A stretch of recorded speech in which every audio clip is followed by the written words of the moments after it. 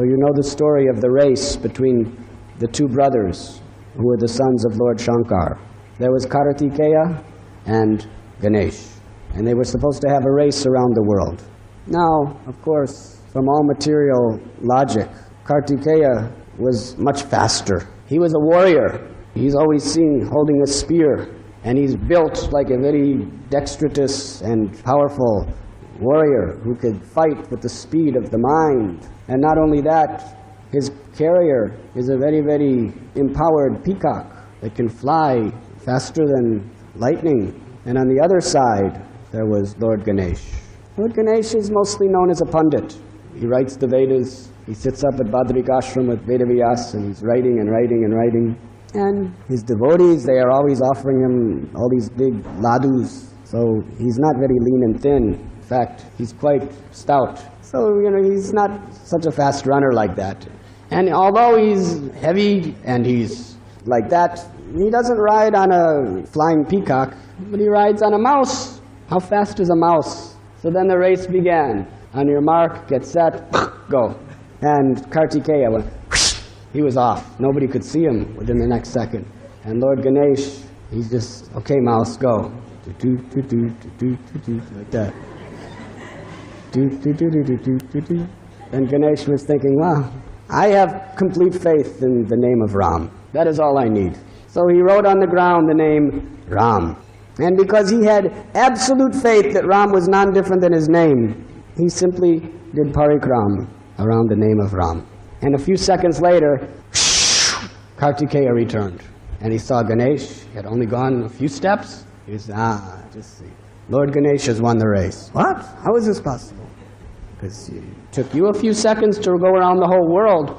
But everything is within Ram. The name of Ram is none different than Ram. He has not only gone around the world, he has gone around the entire universe. Not only around the entire universe, he has gone around the entire cosmic manifestation. Not only around the entire cosmic manifestation, he has gone around the entire existence. He has circumambulated all infinity and everything within it. So this is the glory of the great souls. They have complete faith that the name of God is none different than the Lord himself. Rupa Goswami has told us that if you like to travel, circumambulate the temple of Vishnu 3 times a day. Because if you circumambulate, you've already gone around everything that exists. You've been everywhere. Lord Chaitanya has prayed, my dear Lord, in your name you have empowered all of your potencies, all of your glories. Everything is within your name. That is our faith. But how many really have that faith? That in all situations, if we simply call out the name of God, we are protected by his divine mercy. Draupadi, when she was being disrobed, she cried out, Hey Krishna, Hey Govinda. And Krishna promised that if you approach me in devotion, I will preserve what you have and I carry what you lack. He preserved her chastity and he carried her sari.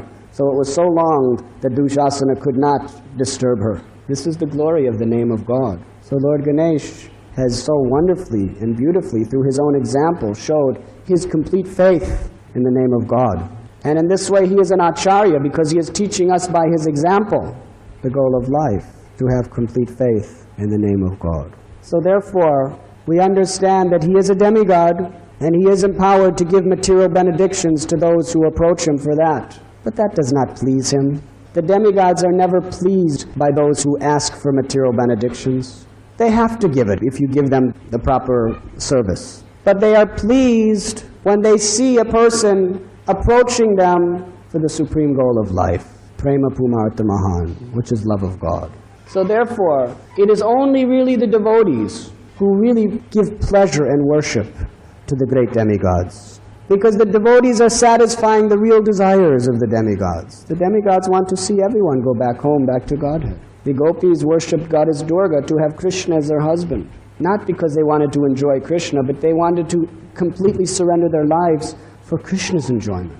So in this way, if we really want to offer the ultimate glory and service for the pleasure of Lord Ganapati, the greatest thing we can do is glorify his divine qualities as a pure devotee of the Lord, and be inspired by those divine qualities, and not simply ask him like a businessman, give me this and give me that, but we offer him our love on the basis of the great inspiration he is giving us. He has given us the Vedas, and He has given us such a wonderful example of an acharya. And therefore, if we really want to please Him, we will ask Him to help us to please the object of His love.